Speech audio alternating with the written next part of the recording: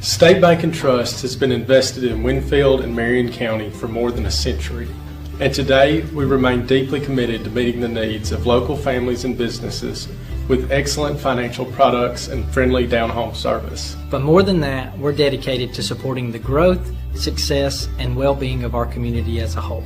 Because when it comes right down to it, there's nothing more important than community.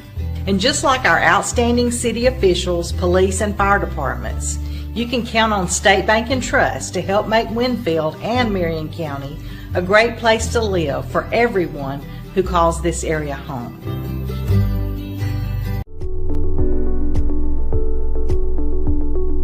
Well, my name's Vince Hughes. I'm the owner and pharmacist of Hackleburg Pharmacy in Hackleburg, Alabama. We're located here on Highway 43. Here at Hackleburg Pharmacy, we have state-of-the-art technology to ensure accuracy and efficiency to effectively help us provide you, the patient, with the best pharmacy services available. We carry a variety of products from a full line of vitamins to knives and knife sharpeners. We're open Monday through Friday, 8 a.m. until 5:30. Phone number is 205-935-3392. We'd love to be part of your healthcare team.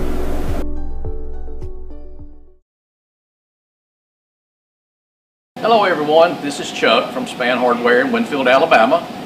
Good to be with you today, and I just want to let you know we've got some new things this year for the spring season. As you can see, Stihl now has the lawnmower. We're going to have a full line of the Stihl zero-turn mowers. We have a full line of the Stihl weed trimmer and chainsaws. Just about anything you need to maintain your home this spring and summer. From lawn and garden equipment to paint to hardware, anything you need. Come see us. We'll help you if we can. Thank you. This is Eric Simmons from Furniture Depot. We have a store in Bowen and Fayette. We've been serving the people of Northwest Alabama for 23 some odd years. We'd like to be your furniture store if you'd let us.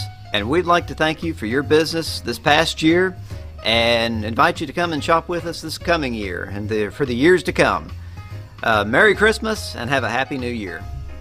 Hello, Lee Hines here, owner-operator of Alexander's Heating and Air Conditioning. We've been family owned and operated since 1954, proudly serving Marion, Fayette, and Lamar County. We are carrier factory authorized dealers, but service all makes and models. We specialize in residential and light commercial HVAC systems. So as we get ready to enter another hot Alabama summer, please remember Alexander's Heating and Air for all your HVAC needs. Tom Bigby Electric Cooperative was formed for the need for electricity to the local citizens that were living in the rural areas of Marion, Lamar, and portions of Fayette counties. This line consisted of 12 miles and 22 consumers on the road from Bowen to Sulligent. Between then and now, there has been a lot of hard work and dedication from a great number of people to make this cooperative what it is today. Tom Bigby Electric Corporation would like to thank each member. You can contact us today at 205-921-6712. Your story starts at Bevel State Community College. Whether you are just starting out or starting over, Bevel State has an opportunity that is right for you. With 5 locations serving 7 counties. You don't have to go far to start your own success story. Plus, with tuition lower than 4-year colleges, you won't need to spend more for a great education. Visit us online at bscc.edu to learn about your options for seamless academic transfer and high-demand career tech and health science offerings. Let us help you tell your story. Enjoy our amazing on-site restaurant and bar with a lunch buffet every Sunday. Relax with a quick getaway with your family and make a splash in our outdoor pool. Book your next event with us. Call us at 205-468-4625. At Bowen Funeral Home, we understand the importance of a personal commitment to provide quality service and products with value to meet every family's need. You'll find very caring professionals that truly desire to offer dignified service and true value that families need and desire during the loss of their loved one. With our newly renovated facility, services, and quality merchandise, you can rest assured that we stand ready to meet the needs of your family in honoring lives lived. Bowen Funeral Home is located at 981 Alabama Highway 253, just south of Winfield High School. Call Tommy Bowen, Certified Funeral Practitioner, at 205-487-4327.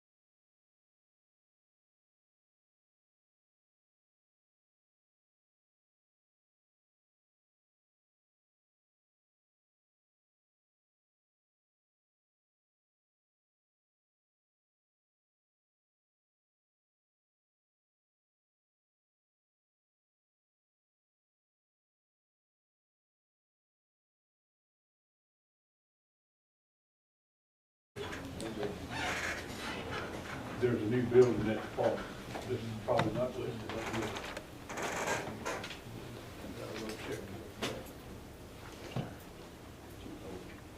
Let's pray. Father in heaven, thank you for this day. Thank you for giving us a beautiful day. And thank you for the rain that we've had, even though we may have thought it was too much. Please watch over the folks that can't be here, the sick, and the people traveling, and guide us to help the city the best we can. In your name, amen. I pledge allegiance to the flag of the United States of America and to the republic for which it stands, one nation, under God, indivisible, with liberty and justice for all.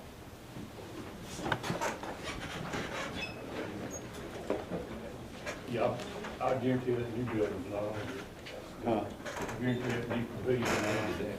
Not on the, in the current policy. Oh, can't be. Just put up this one.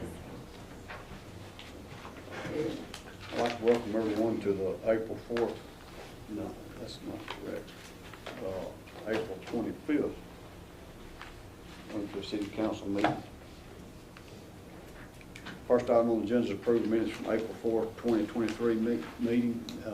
And nobody's got any comments or questions how those minutes have been written. I need to ask for a motion to approve those minutes. Everybody's had a chance to look over it.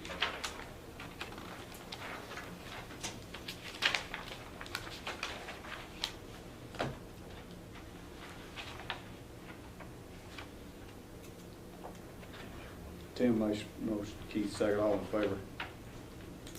Good, James. The next item on the agenda is results of public hearing orders number 951. The public hearing was changing from a R4 to a B1 on the far west end of town here on 118 at the corner there of section Highway 4, County Road 4 and State Highway 118. If anybody got any opposition to changing that from an R4 to a B1. If not, I'm going to ask for a motion to approve to go into that based on the zoning board's recommendation. James made a motion and a second. Keith second, all in favor. You got that ordinance now, or you got it next? 951 is a new number.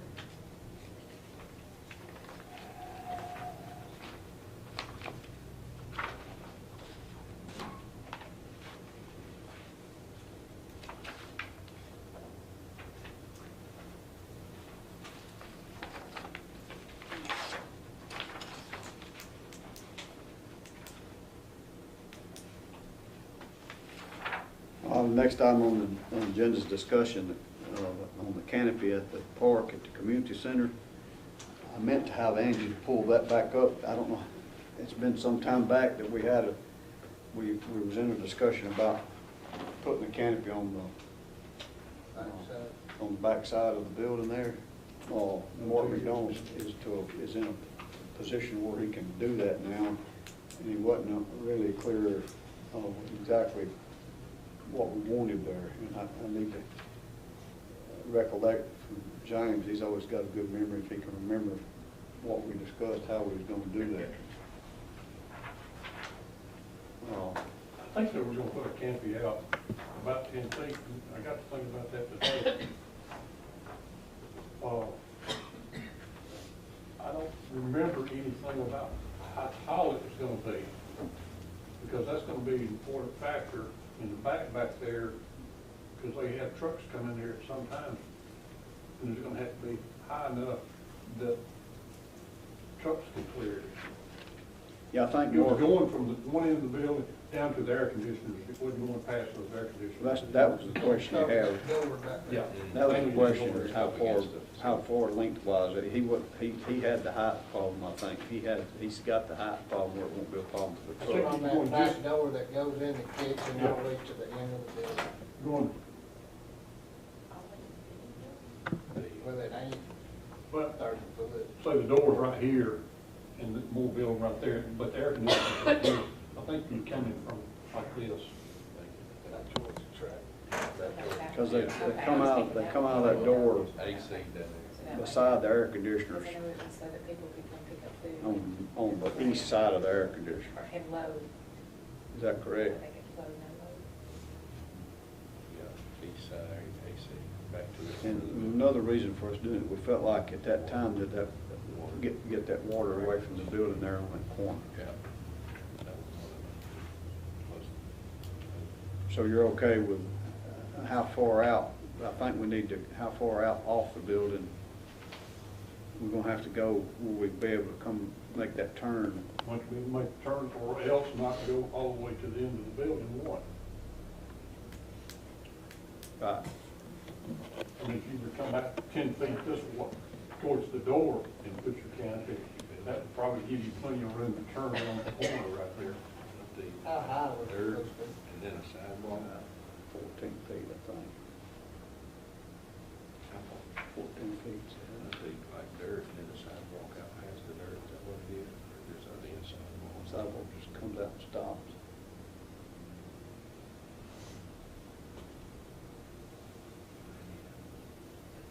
It's supposed to be 10 foot wide? It's gonna have to be at least 10 foot. These be at least 14 feet tall, too. Yeah. That's what we do. But like James said, if we can't make the turn, move the canopy back to where that turn be straight when you go in under the canopy. But that, how far is that, our utility shed, our utility fence in the shed there is plenty away from it. Yeah. Yeah. Because it's going to be, you go out the door right here, and that utility is over there. And we're stopping right there at the door, just past the door, so it won't be,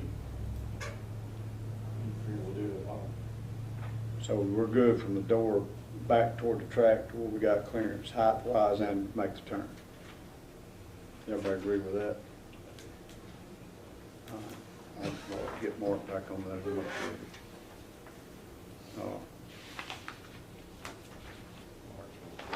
Yeah, Mark McDonald. I want to think we already had we had an estimate, and we approved that estimate at that time. It may have changed. I may have to go back through the minutes.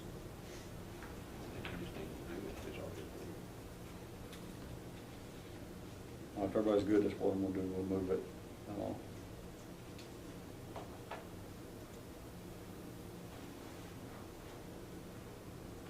Get him moved forward with fixing that. Anybody else got any more discussion about that canopy? All right, next item on the agenda is the County Board of Equalization nomination.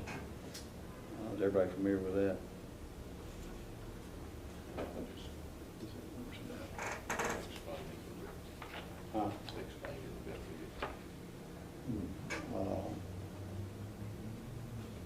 Through the governing bodies of all municipalities. Section 40-3-2 Code of Alabama 1975 requires the governing bodies of states and incorporated municipalities to submit a nomination to the Alabama Department of Revenue for members of their county boards of equalization. The specific requirements for municipalities are below. The governing body of the largest municipality in the county must nominate 3 persons. The governing bodies of all other incorporated municipalities must nominate 1 person. So we have to, all nominees must be competent to serve, reside in the county for at least 5 years, own taxable real property in the county, be registered as a qualified elector in the county, not hold any public office or government employment. So we have to, do we know who we have had on there in the past? You know, we've been on there in the past. It wasn't Horton. It was, Was it Martin? Something like this, Harold Green or Martin Morgan, something like that. It went Martin, Marty Wilson. It could have been. One time, We got a- years and never lived.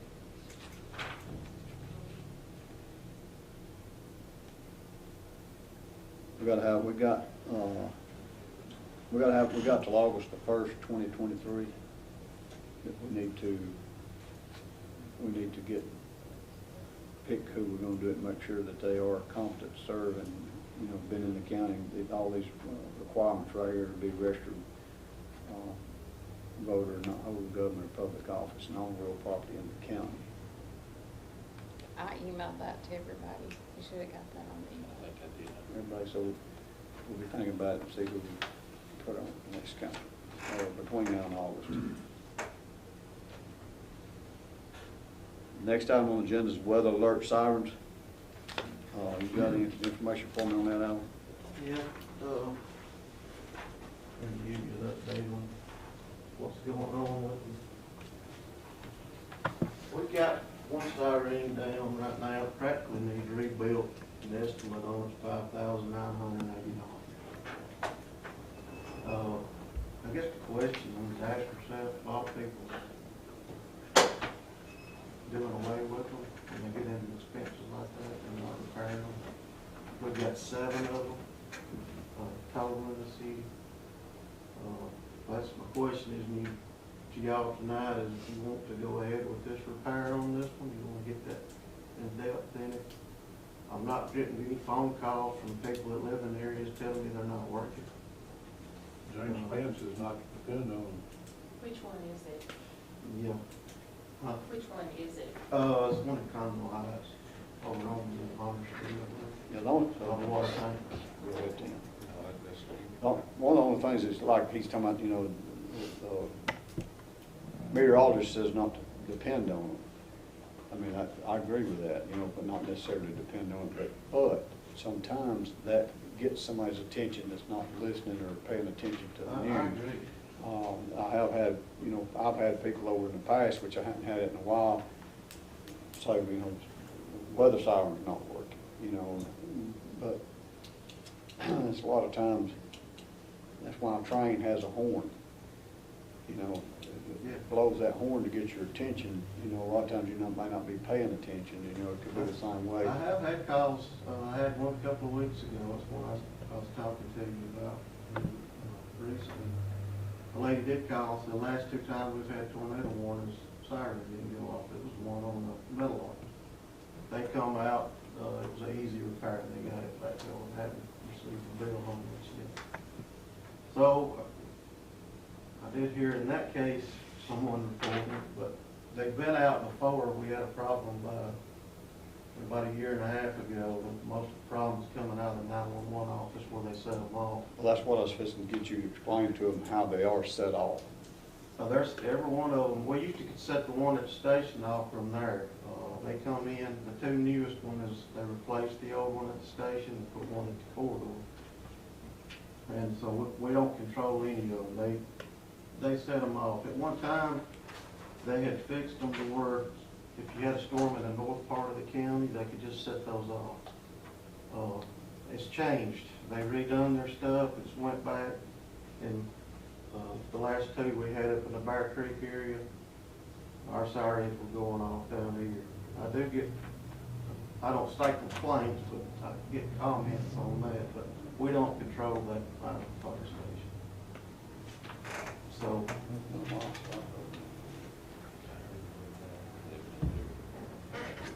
now, you've got, how many, you said we've got 7, how many of them's been inspected, how many of them's not working? well, the one in Fayette County, we were told Fayette County was taking care of it. I went down there and checked it the other day, and they hadn't. Talked to one of the commissioners in Fayette County, and he told us as their sirens go down in that county, they're not repairing them. So I'm assuming they haven't been taking care of that. And I think it's just a battery issue. So I plan on trying to replace those batteries tomorrow and see if I can get that one back up going. So, down there by Bubba. Right across from, I said Carter Estates earlier on that. I meant Carmel Heights is one of the ones. I got the 2 next to it.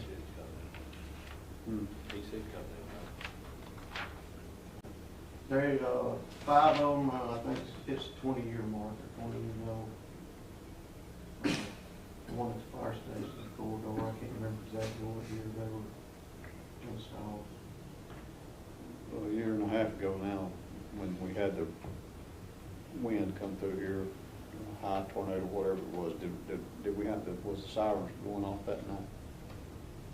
Eventually, I'll be honest with you, that night. When you came through about 2 o'clock in the morning. Oh, it's 6:46. Tornado?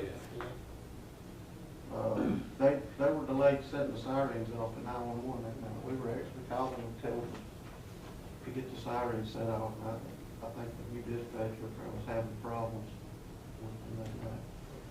Once they did, yeah, they did act. It's about too late. And what you've got is an estimate now to repair one that's not working. Right.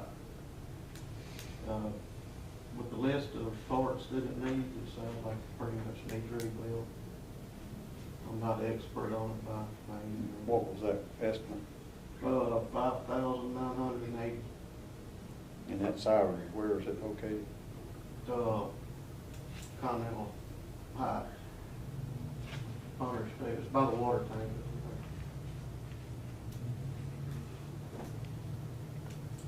How much is it new? I have no idea. Most of these were obtained on a grant back before my time, and I don't know what they were on. I hadn't checked on that. The company I've been dealing with is Precision Communications out of Angleton, Mississippi, that works on them. I think they actually installed it. What's the council's thought? Spend that $6,000 on repairing that unit, or let that one stay down for a while, see what kind of public response we get from it not working. It's Could see if the county, since they're not doing anything when they're great, they're gonna take them down, and if they dispose of them, we could take them and make them. I bet they don't take it down, but they just don't fix it. They just gonna leave it where it's at.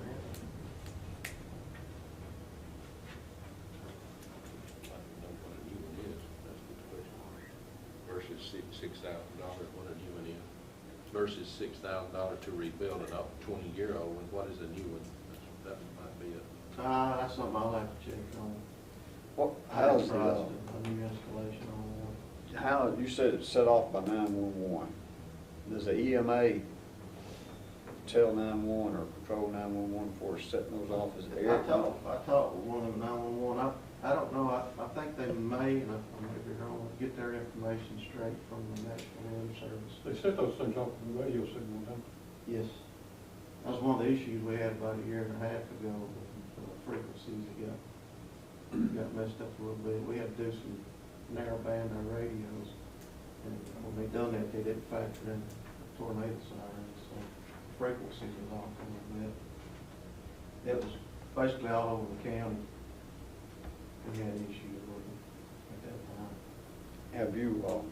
Have you talked with anybody else in the county that's, any other cities, Hamilton or Ewan or? I talked with EMA the other day, asked him.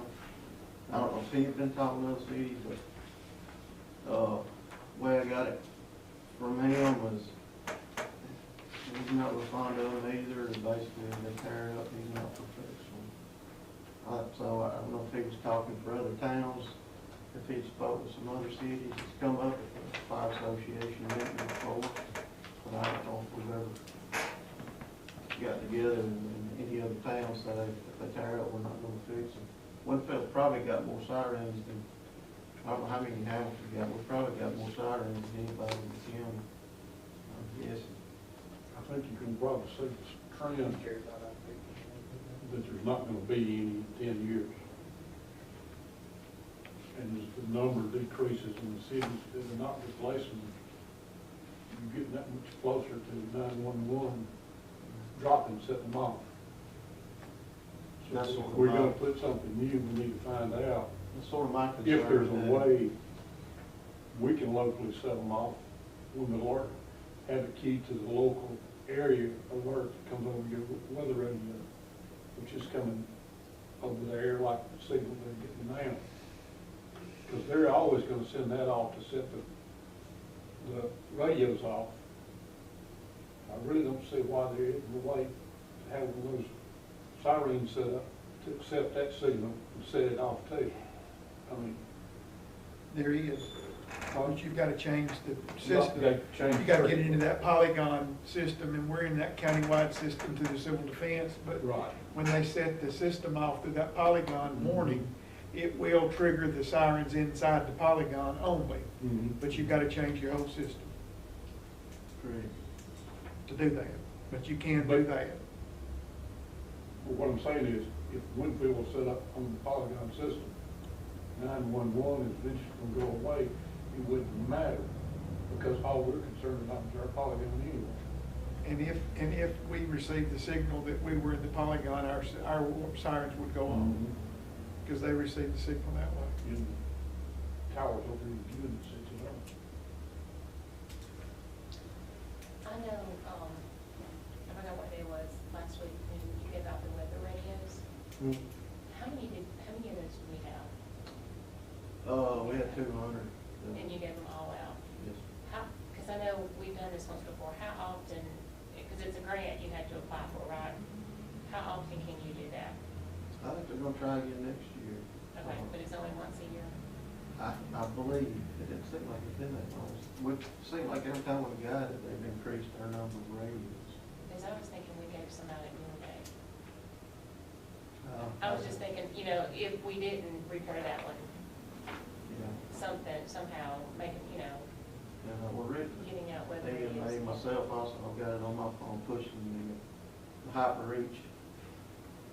It's like a county-wide basically system that works like a weather radio, but it's through your phone. We signed a lot of people up for that Saturday after the radios. We had the radios out of here by 9 o'clock, but we stayed till 11. And signed You didn't them start all. till 9. You didn't start till 9, did you? Oh, no, it was 8. No, we started at 8. At 8? Yeah. We had You were people. there? I know, I thought it was just started when I got there. I come through town before 7:30 and there was people already in the parking lot waiting on us. Yeah, because it was on big news too, and that's why you had to have your driver's license to make sure you wasn't from out of county. Yeah, EMA threw that at us that morning. It made sense, and those radios were already programmed to this area anyway. How about we table this till we don't have to make a decision on it tonight, it's just Yeah. Alan needs to know we're not to go forward, we're trying to repair it, but we okay with him doing the batteries, check the batteries on this one down here on the Fayette County side? Yes. No. Look like I got a solar panel to charge that battery. 2 of them do, one at the fire station and the one at the corridor at the interstate. There's the 2 left over there. The rest of them do not. They have, actually have power running to the pole. They have chargers another thing we have to check too. Just keep an eye on those battery chargers, trickle chargers, if it's full charge, close to them. They have 2 marine batteries in them.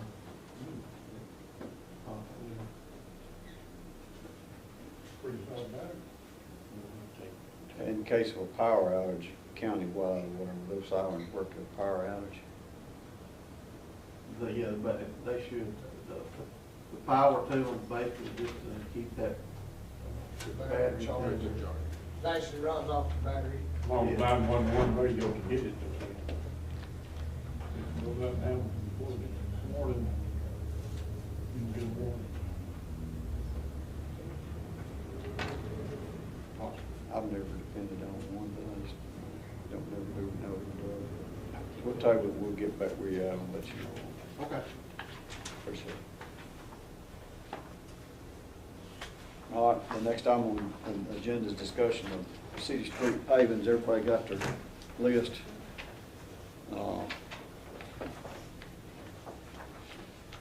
There. I think I printed mine with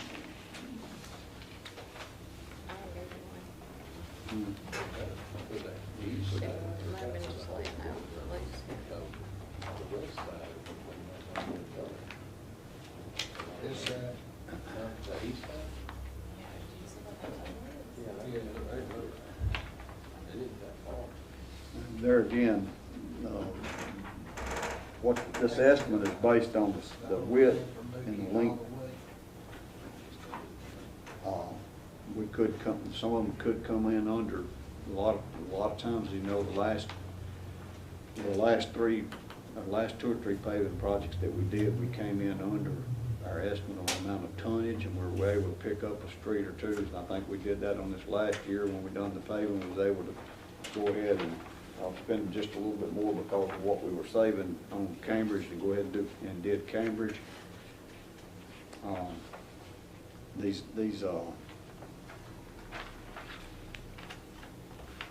These estimates are, give or take, more or less as they write it up.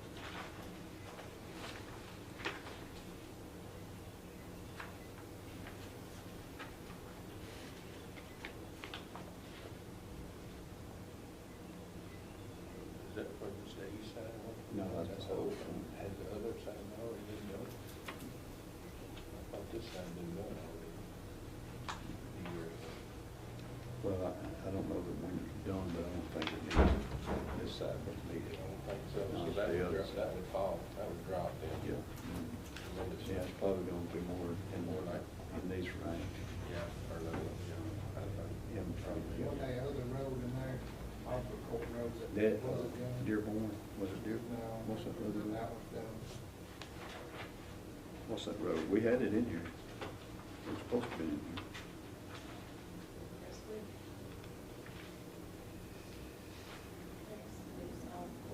Yeah, it's right there, it's parallel to that court road. Yeah. Yeah, it runs parallel to it, I think. Yeah, it's on the east side also. 46,000, so Yeah, that, Crestwood. so that ought to be real That's close. what it is. To the court, to the same track. That's what I'm thinking. That side of it. Instead of 169, it's gonna be around 50. Court road. There's a street I'd like to consider that we didn't have on here.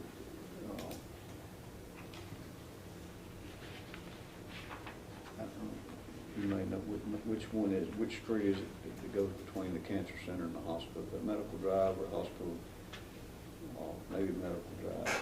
That road in between, back toward the Wellness Center, back over toward Tahoe Road. That road's in pretty bad shape. If we don't, we're gonna have to put some, we got several potholes and we're gonna have to fix it if we don't include that. That small road there, I think is going Is that road that's gonna go by the new emergency room? actually it's not, but now the hospital is trying to, which I've got Luke gonna go up there and give an estimate, kind of what it costs for what they're wanting to do when they're putting that new ER. It's Caraway Drive. Yeah, Caraway Drive, yeah. The one on the front, by the emergency room is Medical Drive. The one by Okay. the cancer center is Caraway Drive.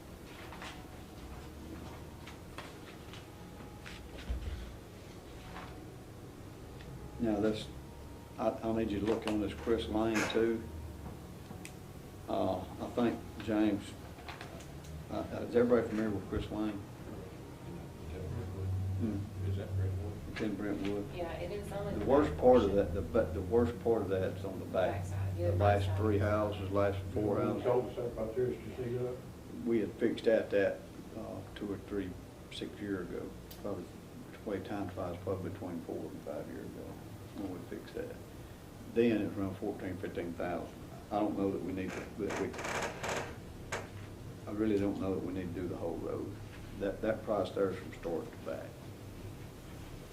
Yeah, the front part is That's what I'm- It's just that It's just that very last end. part. It's like over the top of the hill back. Where the garbage trucks. I'm gonna say this is gonna be in the teens, probably, 18, anywhere from 15 to 18,000 to do the part where it was the last addition, I think, on that. The road stopped at the top of the hill. There's one, I think there's 4 houses that was added later, that's when that road got extended, and it never had got the attention it needed. Part of the problem is we've got, I think the garbage truck goes down there and turns around. So there's a little bit bigger trucking. Gotta get out of there somehow. Yeah, we need to, what I'm saying is we may need to do some work to where that won't tear up, where that road, it may need to be another base, fix the base on it to make that road last, because it's done been repaired, like I said, 4 or 5 years ago. That needs to be done for the boat company. Agreed. Deductions we've already talked about, that's putting us around 775. How much money is budgeted did we have? We added Cambridge Drive in, I don't see it on my bid. Well, We what done that road? last, Huh? Cambridge, we done that? Cambridge is done. Yeah, we done that. Well, it's on your list. Cambridge Drive is on your list. Oh, it's on my list? It's on On the Tim's list, he got it. Huh? I don't know how it got on there, but I didn't. Oh, okay. There's one that's not on your list that we looked at the last 3 years at Happy Hill. I think the list that what we talked about ended up being my list, what we talked about. Yeah, but that was not everybody's. Yeah, I think we talked about some roads and ended up being my list. Oh, I kept looking through. What I'd like to see us do, if we're gonna, we don't, go to, which Mike could tell you, we don't have any money hardly for paving. It's gonna be a bare minimum. You might get one street based on what's in our funds, but we budgeted money for it, but for it set aside in an account for paving. I don't know that you've got, other than our tax, 1 fuel tax and If you take all the monies we budgeted, general fund, taking some out of the special restricted funds, we budgeted $1 million for paving, and we've spent just under 400,000 out of that $1 million. so, if we take these cuts, like I said, it's gonna bring it down to what, 7? Right now, it's about 750.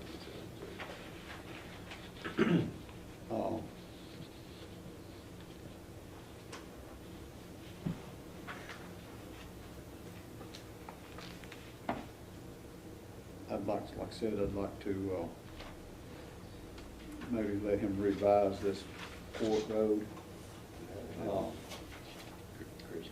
Chris Lane, Court Road, and Chris Lane. See what our new numbers come in and see if maybe if we can do this over here at Caraway Drive. Was about both sides, or just the east side? I questioned him about that, and I think that was both sides.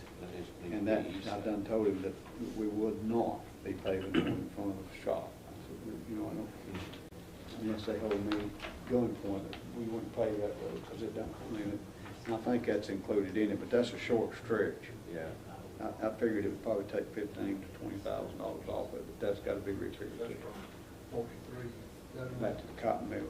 You know, the other, that's the side we want that side. Yeah, we want the east side, but we think that he might have quoted the west side also. So that price is there when all the way to the Mill. mill. Yeah. That's what I'm saying, we might get that. Maybe It's gonna be some more cut. in the neighborhood of that Echo Lane. I can get him to, do that one and, See what we're getting. the question is, down here at the park, you see that walking trail price?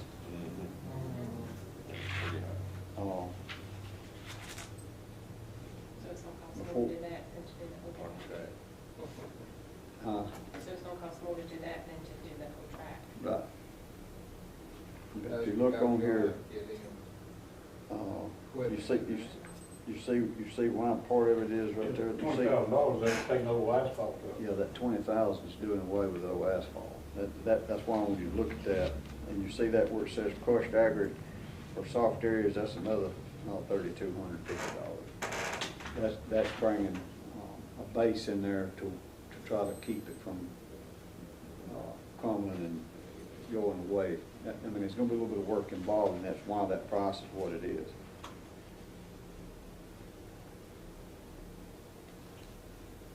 And there again, these is estimates, and when these people come to give a price on this, that could change either way. And see what kind of work's gonna be involved in, doing that job. Because that's not like doing a flat, laid out straight street. But I think we do need to, we've had several concerns about the track, both of them. We're gonna have to take the walking trail off for this one, do the track. $300,000 cheaper doing the track if the price we presented with about 6 months ago. We're assuming it would cost about $350,000 here about 6 months ago to do the track. Now, I don't think that's too bad a price.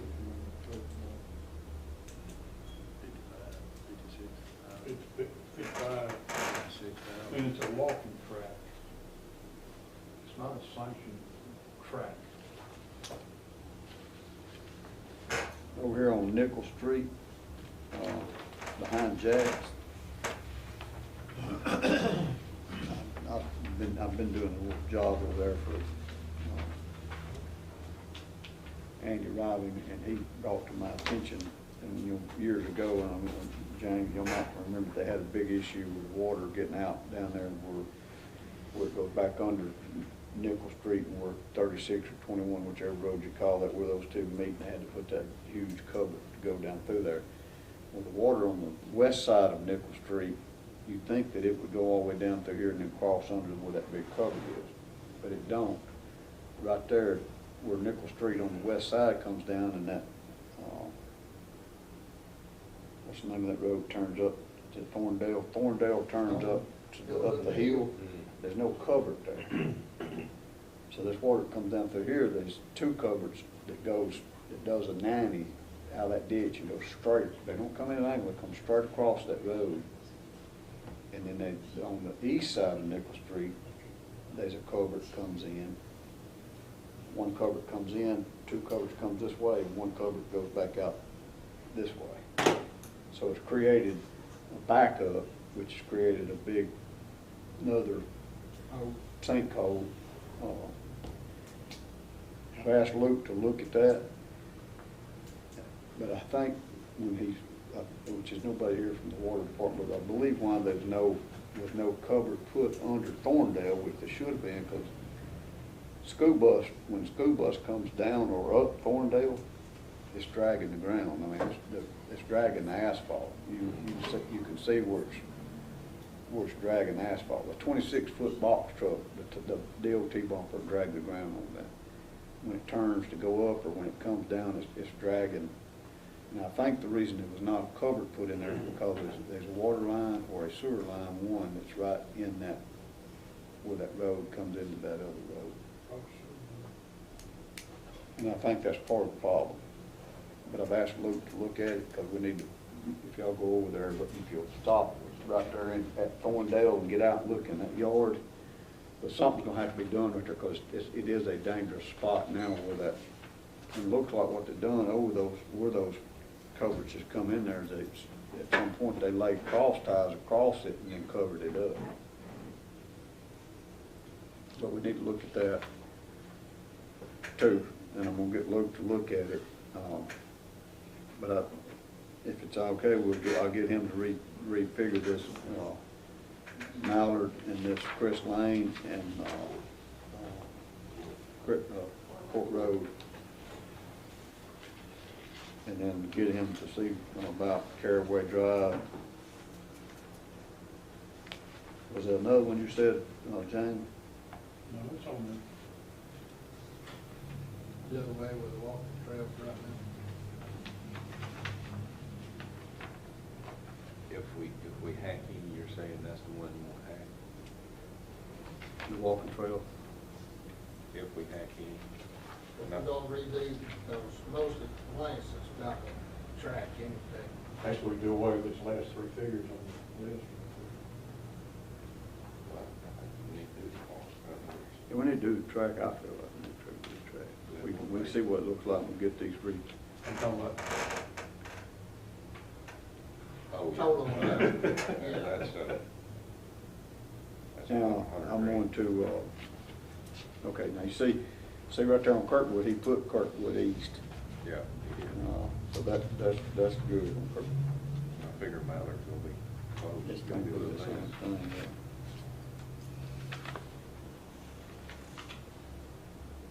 Now, does Kirkwood, that's dead end though, ain't it? Yeah, he goes a little further than Mallard, does it not?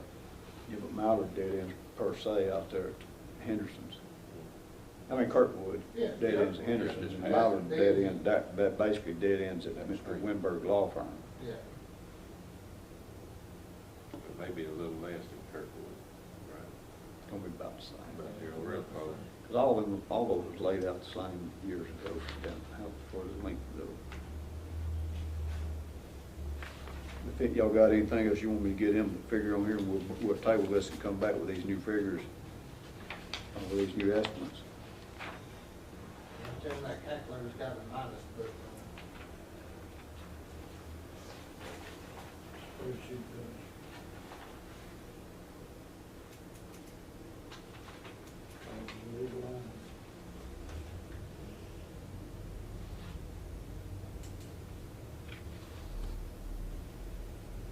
When he comes up to look at this other, he's gonna look over here at the hospital. I'll get him to look at Caraway and get him to look at what I'm talking about over on Nickel and Thornberry.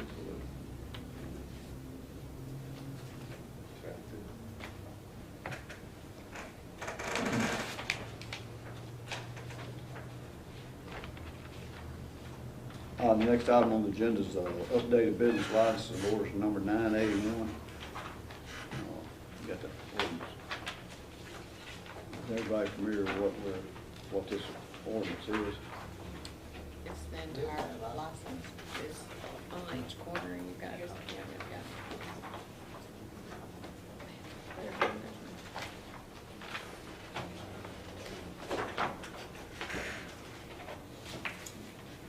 Police jurisdiction here.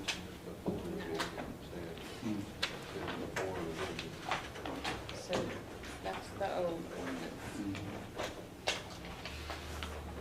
This is the revisions, and the new number is 981. Yeah.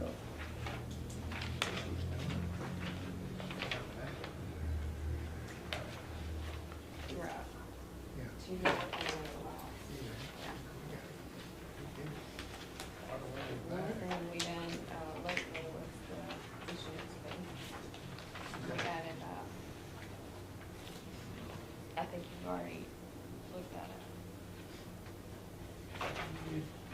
Done that sometime. One is just coming back. So they had worked on it quite some time back, Sandy and Todd. And the only thing that's been added to the revisions was the issuance fees going up to 14 instead of 12. Circle though, that's kind of what I was looking to see what the difference was. But all of these changes are in this new ordinance because they weren't passed yet. They've just been building up to this point. Sandy can elaborate on that, but that's the gist of it. Well, Todd usually does pretty good explaining stuff too. Todd has reviewed it all, I believe. I think Todd has reviewed it all. So this amendment to the ordinance number 954, business license schedule fee, is some things that's been going on over the years that has never really actually been put in the ordinance, and we're bringing to issues to get it put in the ordinance to finalize some of the work that's been happening over several years. Yeah, that's correct. And these revisions were made quite some time ago, were they not? I put dates on some of them, but the delivery license, that one changes, seems like every year. But we worded it the last time where it always changes with the state increase. Yeah,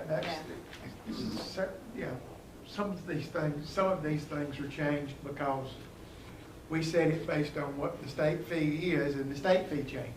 So we went back and tried to make ours where that change would happen automatic in ours based on when there's change. And there was a couple we changed, like there's some places we changed the amounts from 200 to 250. I think they were duplicated, like a certain amount had 250 and then the next amount had 250, so Yeah. it was just like an error. Yeah, and so we went back and made, but this has been done for some significant period of time, I think. It just never actually adopted it. Yeah, I started it last year before the Okay. business license season started, but never.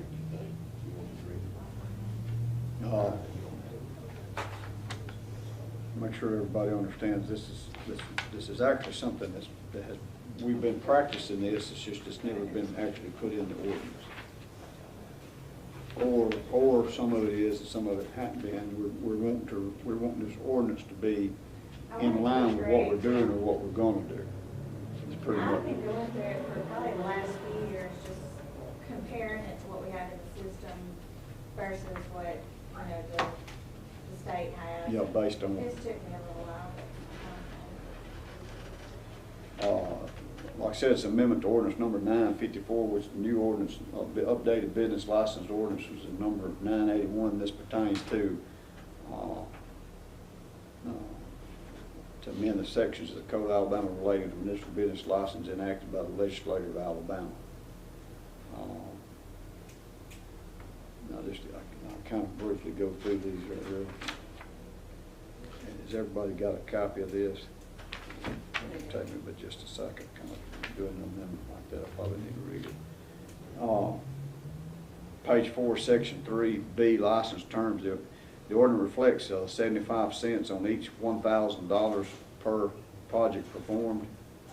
This needs to be changed to $1 for each $1,000 per project performed over $250,000 and above. Started implementing this change as of 2016. Is that correct? And then we want to make it right in the ordinance. Okay, so we've pretty much been doing that. We're just making it where it's right in the ordinance. Section 4, 3C, page 4, section 3C, issuance fee adjust every 5 years, currently set at $12. Alabama Department of Revenue notification states the license issuance fee can remain the same or may be adjusted to the maximum amount of $14 at the discretion of each municipality beginning January 1, 2023. It says see code section, Alabama Code section 11-51-90, Rule 810-8-5.15. Pages 13 and 14, section 21A-4, delivery license description. Description of this section needs to be changed to the gross receipts derived from the sale and any requisite setup or installation of all merchandise so delivered shall not exceed $75,000 during the license year. Section 21B, the gross receipts amount in this section needs to be changed to $75,000. Pages 17 through 34, schedule fee, rate code, detail, rate code listing detail of contractor / general and subcontractor. The ordinance reflects on all contractor code number 75 cents on each $1,000 per project performed. This needs to be changed to $1 for $1,000 per project performed over $250,000 and above. This is back like it was in the beginning, started implementing this change of 2016. Page 21, code number 23-80737 needs to be changed to contractor plumbing, heating, and air conditioning. Remove paint and wall covering, code number, page 24, code number 23-8077 needs to be changed to contractor painting, wall cover, drywall, acoustical, and installation. Page 44, code, section code number, the code number for wholesale trade non-durable should be 4222027. Page 48, add code number 453037 to retail office equipment supplies. That pretty much, which we dealt with this, I think, last year, possibly page 48, add new code number 453998 for retail or fireworks permit location. The description should read, each person, firm, or corporation operating a business or selling goods on a retail basis shall pay a license based on his gross annual receipts as follows. On less than 100 or $100,350 and 1/20th of 1% on all gross receipts above 100,000. Page 53, the amount is wrong on code 522067, should be $250 on the gross receipts, $200,000 and above. Page 53 and 54, the premium amount is wrong on code 524017, should read $4 on each $100 on each $100. The premium amount is also wrong on code 524037, should read shall pay $10 plus $1 on each $100 of gross premium. Page 56, the amount is wrong on the code 541077, should be there $300 on the gross receipts, $200,000 and above. Page 57, the amount is wrong on the code 541127, should be $300 on the gross receipts, $200,000 and above. 58, 59, the ordinance reflects on the code 5561037, 75 cents on each $1,000 per project performed. This needs to be changed to $1 for each $1,000 per project performed over $250,000 and above. Section 68, delivery license 999999, description of gross receipts needs to be changed to any person, firm, or corporation delivering merchandise, goods, and materials in the city of Winfield shall pay a license of $100 for each vehicle used other than common carrier. If gross receipts are greater than $75,000 in the city, the fee is 1/10 of 1%, with a minimum fee of $100 plus $10 issuance fee. See Code of Alabama Section 11-51-194 Act 2022-372. That's all the changes. That's all the changes to that ordinance number 954 to 981. It's pretty much updating the business license to where they're supposed to be, how it's supposed to read. I appreciate Todd and Sandy getting our license up to code in the ordinance. Mayor, let me say this, and Sandy, correct me if I'm not correct, but on that second page where we were talking about page 56 and 57, it said the amount is wrong on code numbers. Those are NAC codes, right?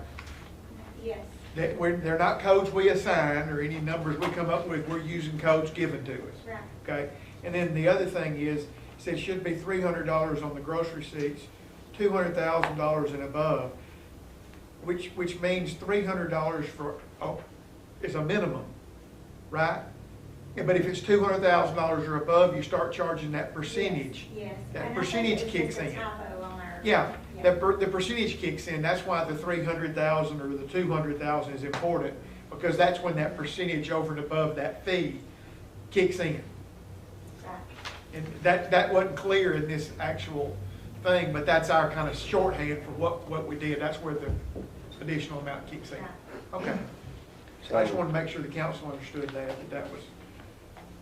So our attorney and the treasurer is asking for us to update this business license to ordinance number 981. I need to ask for a motion to update that business. Got one, Tim, motion second. By everybody, all in favor? Next item on the agenda is old business.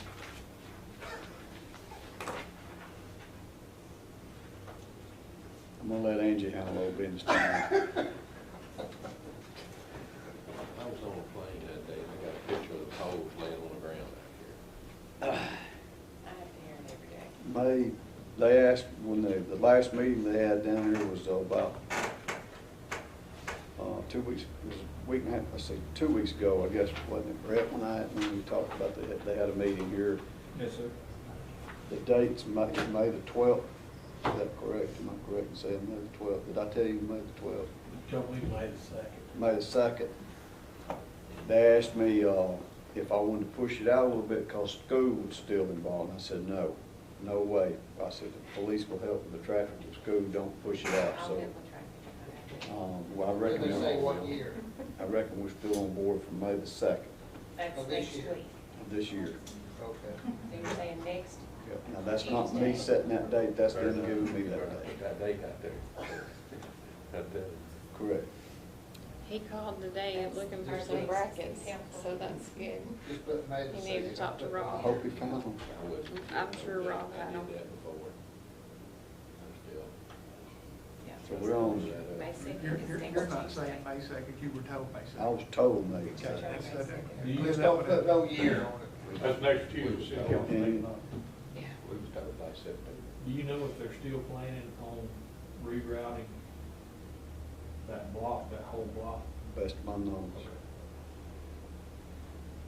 I'm just making sure. So, you know, there's gonna be some huffing and a puffing that day that's went on, but I think, we need everybody to understand that this is not something that we've occurred ourselves. We didn't cause this problem.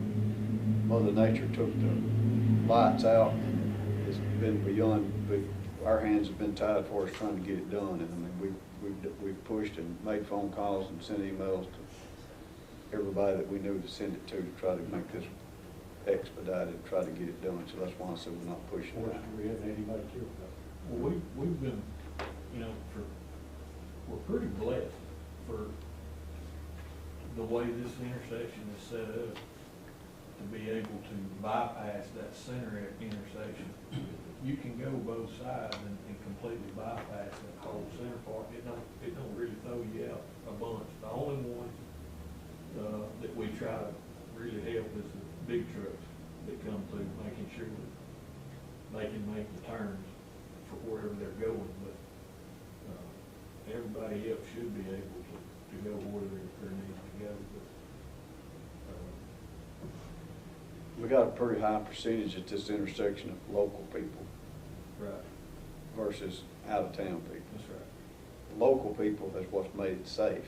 Is because if it's out-of-town people, more out-of-town people not used to that intersection, I think we'd have a whole lot more issues because the local people are prepared to watch for what that next car is going to do.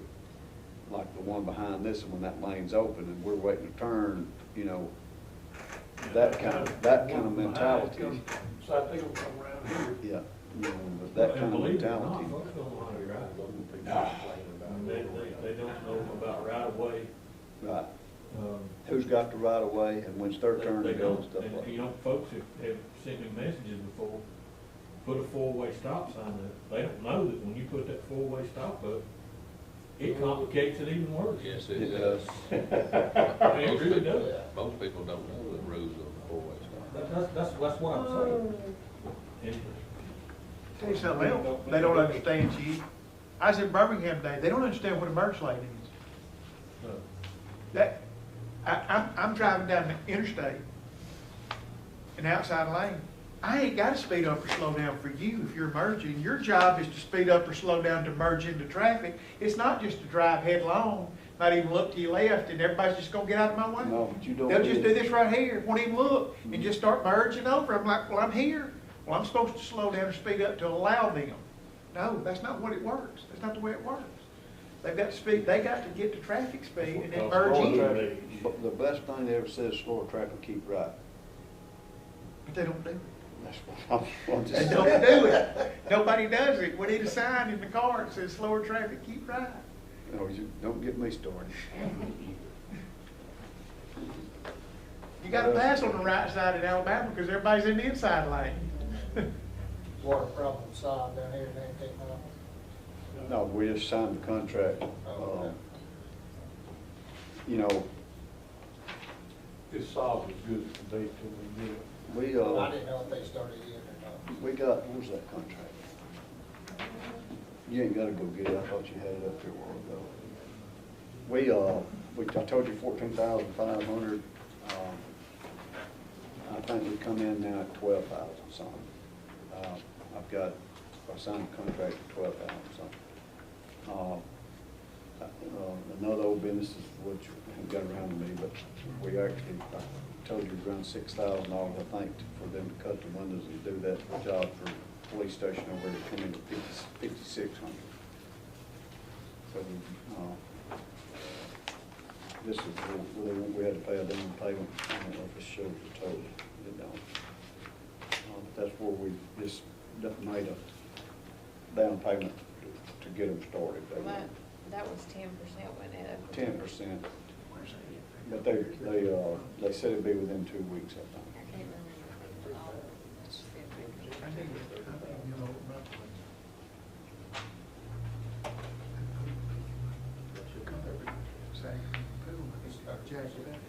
Put that stuff under it, pump it. Over there. Pump it up, level it nice. You walk around the pool, oh, I can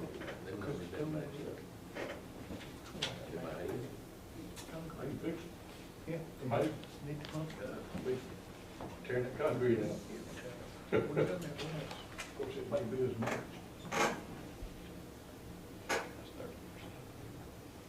How long it comes out? That 30%. Go ahead, Gina. Well, something I noticed today, and I don't know how long it's been that way, but I noticed today a window's been broken out of the school building. So, I don't know, we haven't kind of discussed what we're going to do with that, but now that there's a window broken out, and I don't know, have you even noticed it, or I don't even know how it could have been a rock when they were cutting grass, or it could have been someone intentionally did it, but. It ain't busted down that armory, and that noticed it. Well, now that it's busted out, if someone did do it, what are we going to do with that building?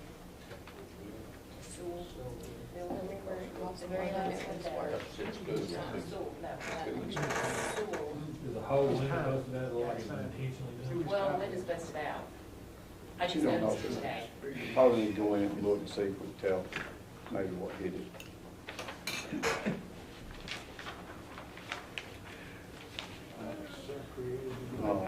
The question, since she brought that up, for our project to go forward, instead of waiting on historical, we've had to have, they wanted to do a second to see if, I signed that and sent that back, but sure remember it.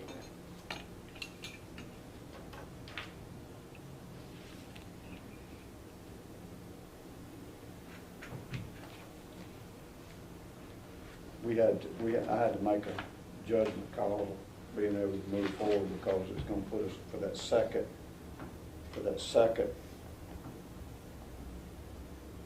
historical, it was going to put us too far out for getting the project done.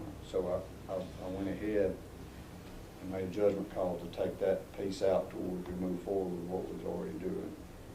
But Mike has asked the question and it has come up if we want to go ahead and hire, since we've done one, if we want to go ahead and have the other one done and be prepared the next time if we need to be for us being able to move forward with it in a demolition project.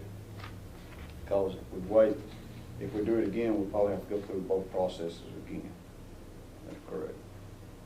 Pretty much. I think the second survey made would add about 4 months. Right. For the That's right. project. That's why I have We're gonna have to do it at our cost this time anyway. We're gonna have to pay for that second one. Or we'd have to pay for the second out of pocket. It's gonna push it out 4 months. It's gonna mess the grant process up. But my question now is, do you want to go ahead and spend that money for that second historical study to see if it'll be deemed to be able to be removed at a later Do we date? become eligible in 12 months for another grant? Sir? Do we become eligible in another 12 months for another grant? We're always eligible as long as we stay like we're supposed to and meet the requirements of a CDBG grant, and that's what that is. If we go ahead and do it, and it's good for every how many years, we'd be better off with going ahead and getting it out of the way so when it comes up next time, we put It's it about all. $6,000, $6,500 a week. I I think that's high. Yes. I just need to know if we're gonna go ahead and have that other study done while we're this far into it, but I've done sent it to them to take it out.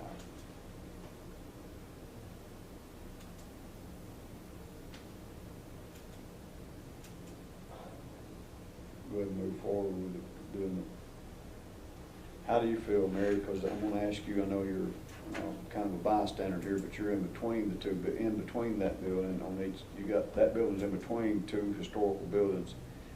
I feel like it's gonna come, but it had no, tell me how you feel for is that you feel that that's gonna come back as a historical building or not? I hope not. I mean, I'm fine with it being taken away. It doesn't really have significance, but I see that we would want to keep it. But you're familiar with how this historical stuff works. If we do this other study, when we do this, what are we tied to? And I'm not sure, because I'm not really familiar with exactly what you're talking about. Are is the historical commission telling you that you don't need to remove that building? They haven't said. Because we don't have a district. We haven't been deemed a historical district, have we? Correct. But this second study, I think, I may have to get the paperwork and get with you on it, but are we required to do a historical, if we're using federal money, if we're using state or federal money, we're required to do a historical study. To be sure we're not If we're using municipal money, local money, are we required to do that same study? Because we would be if it's in a historical district, but being as it's not in a historical district, we shouldn't have to. And as far as I know, we have not applied for anything as a historical district. Okay, so we should be okay if we decide to do whatever with it. Let me look at that. Yeah, that's kind of, I think I'd like, how soon do we have to know? We ain't got a deadline to let them know in the second study. Because I don't think there's a deadline, but he had mentioned, Heath King and NACOG, that if we tear it down with our money, we don't really have any strings holding us back. Find out what it costs to tear it down and save us other money until we find out. That's right. If that's gonna cost us 2 or even 3 times what it's gonna cost us to get that done. Don't pay that, tear it down. That's what I was kind of thinking, even if we had went through the study and ended up putting that in there, that building by itself could take away a lot of the money that we was gonna use for the other demolitions because of the expense it's gonna be.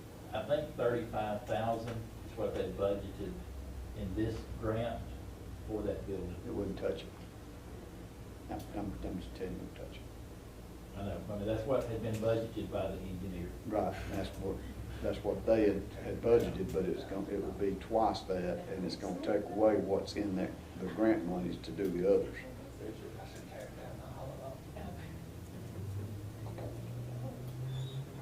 So let's hold up, let's table that, let me do a little more studying on that before we decide to go forward with that other.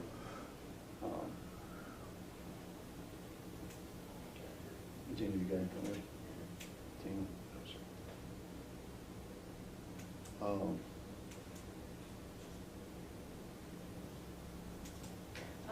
was gonna ask one question, but I can send this to Rob since nobody's here. To see if we were, I know the plastic has been taken away from our recycling.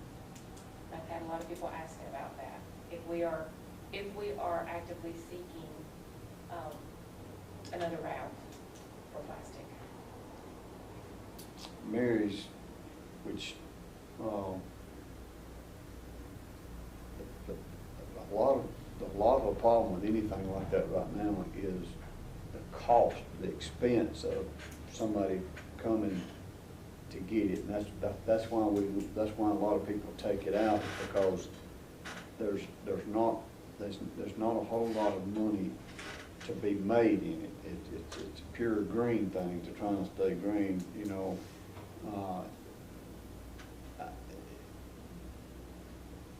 The fuel in the truck, I got behind the load yesterday going to Tuscaloosa. I got behind the cardboard truck, and it's a flatbed trailer. They have the forklifts mounted on it because they got to have a way to load it. Somebody has to band it, which we have the bander for the cardboard. I mean, there's a lot of work involved in recycling. I mean, it's from the start to finish. There's a lot of work involved in recycling, and that's the problem we're having, is somebody to take it. I think we need to be involved in recycling when we've got people that's wanting to do it instead of putting it in the landfill or in the garbage. I think that we need to try to focus on doing it, but we've got to have somewhere to take it. We've got to have an end user, somebody to take it. You know, which we can do some checking with we got a couple of recycling places in Jasper, I think, that I know they do metals, but I'm not sure on plastic and glass and cardboard. And then of course there's one in Fayette, a recycling place in Fayette that does it. But I think that it's going to take. That's our problem, is robbing them. It's not so much robbing them not doing it or wanting to do it or whatever. It's they have no work. No, they don't have anybody to come get it.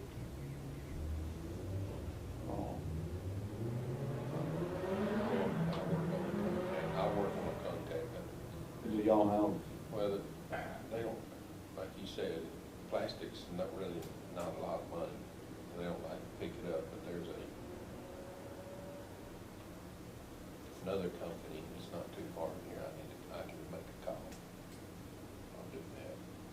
I mean, I think we need to set up a recycling center. You know, I think we need to go forward having places for people to, you know, to put their bottles and whatever the plastic. Is that cardboard packer bundle plastic, crushed plastic bundle that way? Where was he taking the plastic before? I think they're coming after. I think somebody was coming. He had someone coming to get Yeah, it. it was not the same people doing it. Oh, Mike may know. The last place he was taking to Fayette. Yeah. And Fayette was taking to Tuscaloosa. And Tuscaloosa apparently quit taking. Fayette didn't have anywhere to store until he found a place to send it to again. So basically, we didn't have a place to store until we could get somebody like Fayette to start taking it in. So it backed everything up when Tuscaloosa wouldn't take, Fayette wouldn't take, and it impacted us. Well, and the whole thing about if we were to do it ourselves, like you're talking about, that there's different numbers of plastic, and that's what he also said was, you know, dividing it, because we only took certain numbers. We didn't, like, I want to say we took 1s and 2s, but didn't take 5s, or, you know, they're all, and so that was also a problem too, was having to sort all that, trying to keep it all separate, and because you can't bundle it all together. You know, it's kind of like with tires. I'm going to use tires as an example. We have to charge a scrap fee to dispose. We have to charge you, if you get a tire change, we have to charge a scrap tire fee, because we have to you have to be bonded and licensed to even haul those tires away. You can't haul those tires. I can't haul those tires from my place to anywhere else without a scrap tire transporter license. You have to be bonded and insured to be able to have that license to be able to transport those tires.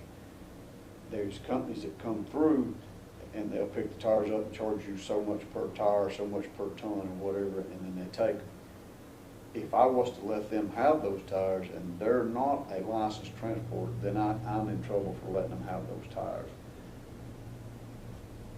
Which we take our own, and the fee is $65 a ton, but Alabama is charging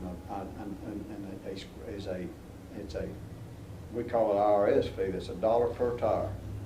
Motorcycle, lawnmower, boat, whatever, that tire, Alabama's charging $1. Now, what they're doing with that $1 for every tire that's sold, I don't know. But I understood it's for research to understand what to do to try to come up with ways to recycle, to do stuff with tires. There's companies in South Alabama, I think, that a lot of these companies come in and they start, mulching them up and separating them, using them for playgrounds and different things. But they actually are going to charge you too.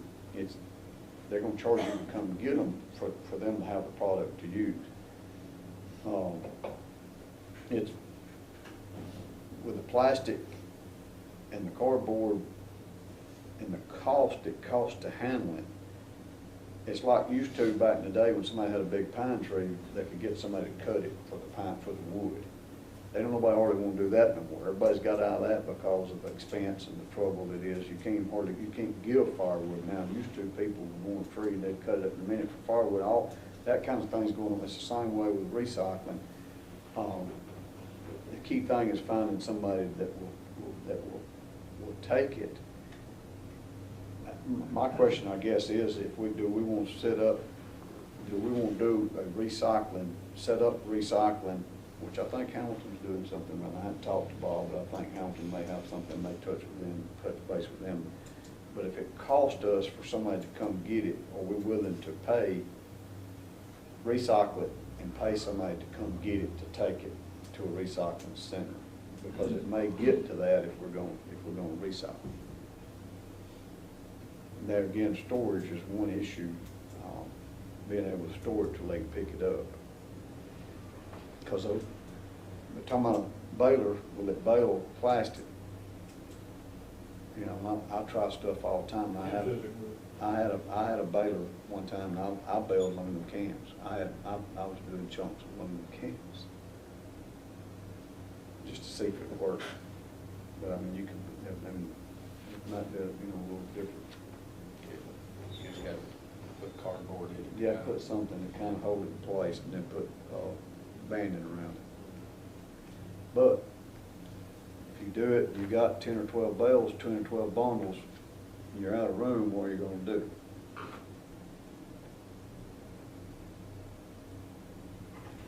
I mean, that's why my place is so junky down. I'm king of recycling. I believe in reusing all that junk. You're going to run out of room quick, and then you got a problem.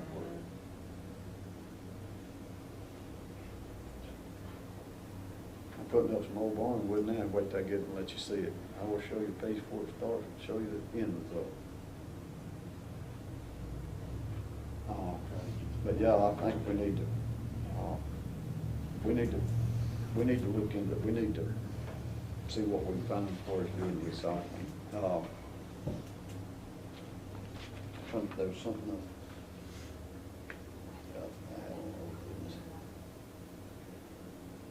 Okay, I talked with Packy, I hadn't talked to Alan. I may have talked to Alan just a little bit.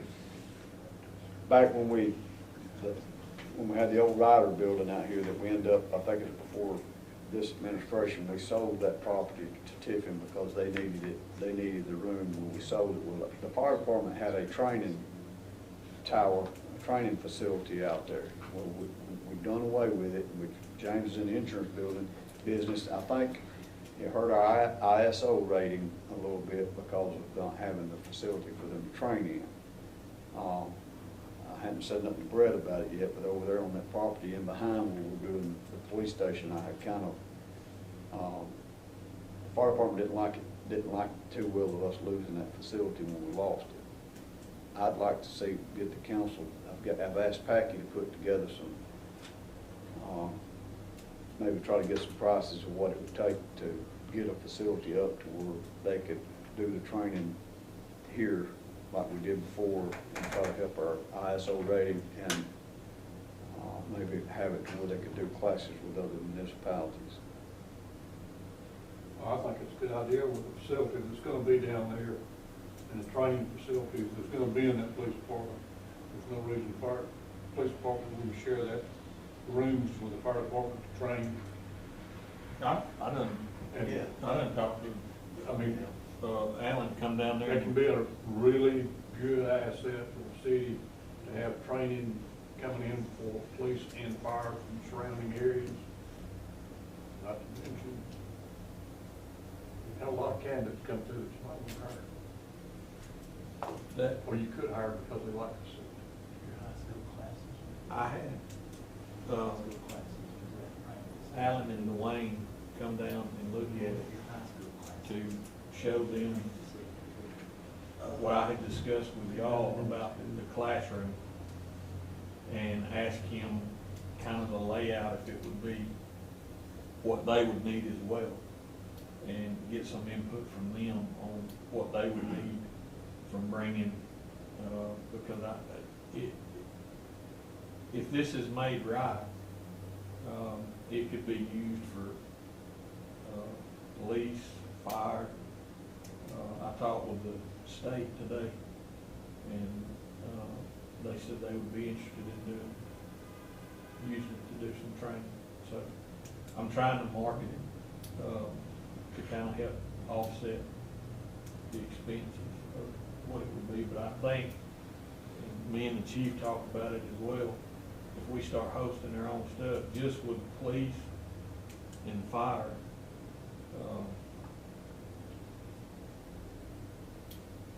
it would really help, because you guys see the numbers on what we pay for classes. And if we start hosting those here, our stuff becomes free. Anything they do for us, all we pay is for the instructor. And then we get, like I said, I've already touched base with the hotels, and they told us they'd be glad to help us with Y'all on board, maybe letting them kind of give us some ideas and try to, Alan, if you will, work with Brett. Let's try to utilize all that we can over there for us, the training. Yeah, we're talking about inside classroom, but we're also talking about installing an outside training facility, right? Yeah, well, we had discussed, a lot of training centers now are using the Connexes. Connex would use, we can build towers out of it, stand them up on end. We can do a lot with just those, and then put some more props in there. We've already got a few. We've got a burn simulator now that we can run over there. And let's say, and Brett talked to the tower, stuff like that. I think they could use it on some of the stuff they did. our SWAT team could use the same stuff, even their houses, to go in and clear when they're not using them. We could use their tower to repel. So I think that'd be a good asset. It would be. I think that's a good area over there. It's already flat, fenced in. To me, it's perfect. I appreciate y'all letting us put something together over there. Absolutely.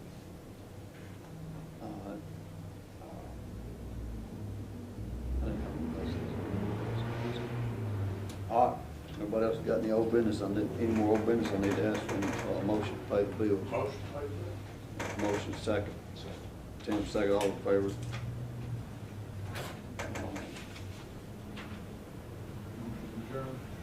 James made a motion to adjourn. Gina second, all in favor?